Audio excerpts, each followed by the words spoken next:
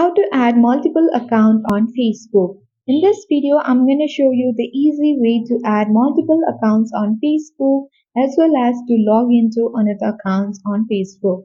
So make sure to watch the video till the end so that by the end of the video you'll learn how to do it.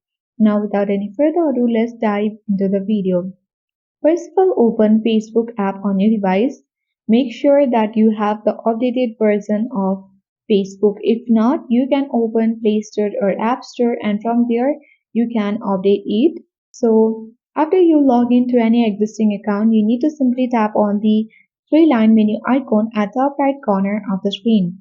Now on this page, you have to scroll to the bottom of the screen and select Logout button. So if you are confirmed you want to log out, select Logout again.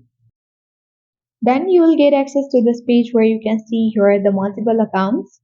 So you can even tap on the particular accounts from here only and log into another account, or else you can also select log into another account button and enter the mobile address or mobile number or email address and the password and then add another account as well. So in this way you can easily log into another account and add multiple accounts on Facebook.